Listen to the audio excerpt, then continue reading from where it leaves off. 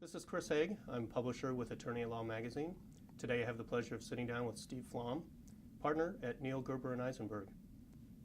We had the pleasure of featuring Steve Pflaum on our first issue of the magazine, and we have today the opportunity to interview him and discuss some of his experiences.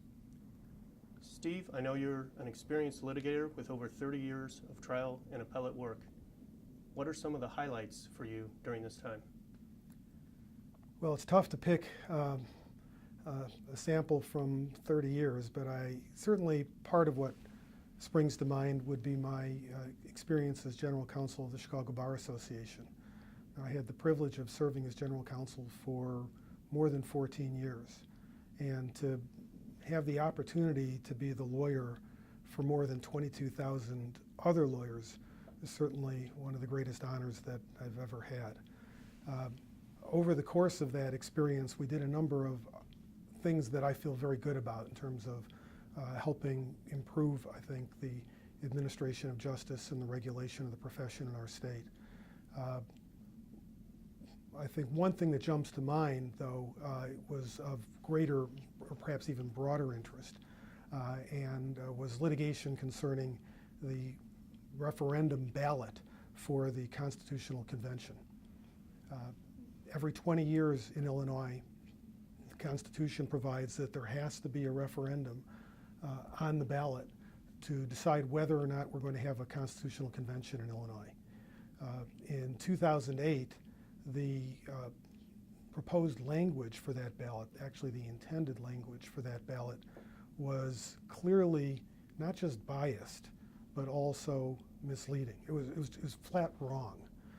So the Bar Association, which didn't have a position on the merits of the question, that is whether or not there should be a constitutional convention, the Chicago Bar felt that the voters should have they should be presented to them honestly, and they should make a fair decision without being misled by the ballot. So we filed a lawsuit on behalf of the Chicago Bar to try to change the language of the ballot. What ensued was what I sometimes have referred to as a litigation decathlon. In a span of 6 weeks, we researched novel constitutional questions concerning the requirements of the Illinois Constitution having to do with this con-con referendum. And I love constitutional law. It was a lot of fun to roll up our sleeves and dig into the transcripts of the con-con debates back in the late 60s and 1970. We drafted a complaint, we briefed and argued a motion to dismiss, we did written discovery, we did depositions, we did expert discovery, we did a trial. One of the things that made the trial a lot of fun, and perhaps especially notable, is that an intervener in the case was the then Lieutenant Governor of Illinois, Pat Quinn. And so he participated in the trial of the case. We tried the case, the judge agreed with us that the ballot was misleading and inaccurate. He didn't give us the remedy that we were looking for, which was a separate paper ballot. So we appealed. Neither side was really satisfied, I think, with the trial court's result, although the trial court did a terrific job of jumping on top of a very important issue and doing so very quickly. We then, as part of this decathlon, as still part of this 6-week period, we briefed and argued for 2.5 hours in the Illinois Appellate Court these issues concerning was there a violation and what's the remedy.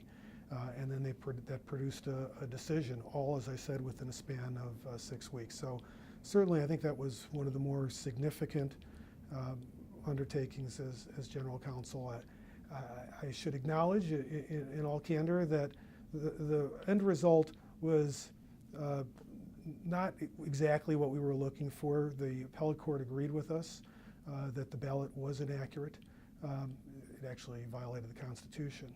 But we didn't get the remedy that we were looking for, which was a little disappointing. We did think that separate paper ballots would have been the best way to remedy the constitutional violation, and we were unable to convince the court that that was warranted. But still, it was, I do feel like we did accomplish something important, and it was a terrific experience.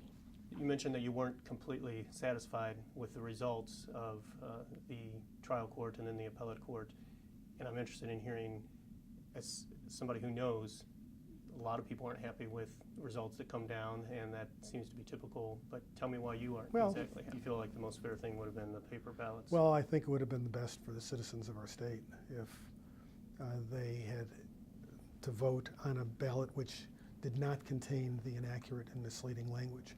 Basically, the remedy that the court authorized didn't change the language on the ballot, because the ballot, after all, these days is primarily electronic. And they argued that there were all sorts of problems with trying to change that. So our solution was to go back to what was done as recently as 1968, maybe even later than that, and just have separate paper ballots. Actually, the Constitution, and we argue this, the Constitution specifically contemplates a separate ballot for these questions concerning either the Constitutional Convention or, for that matter, amending the Constitution. And it's remarkable the extent to which the delegates to CONCON, the Constitutional Convention in 1970, were prescient about the possibility, which turned out to be accurate, that there would be, as they put it, technological changes that they couldn't imagine that would relate to things like the way in which we vote. But they nevertheless felt that there should be a separate ballot, a separate physical ballot for the CONCON and for constitutional amendments, because experience had taught us in Illinois that you needed to enable voters to focus on these questions, it really needed to be physically separate. So that was the remedy that we had urged upon both the trial court and the appellate court. And we did receive some remedy that was intended to make sure that voters understood what they were voting about and what the effect was of voting or not voting. It wasn't the remedy that we thought would be most effective, but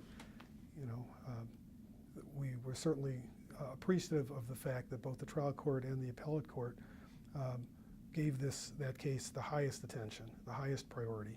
I mean, a 2.5-hour argument in the appellate court is unheard of, in my experience. It's back to the old days, I mean, of decades ago where something like that would happen. So it was a lot of fun to have the opportunity to have that kind of conversation with justices who were really interested in the case and were very eager to do the right thing.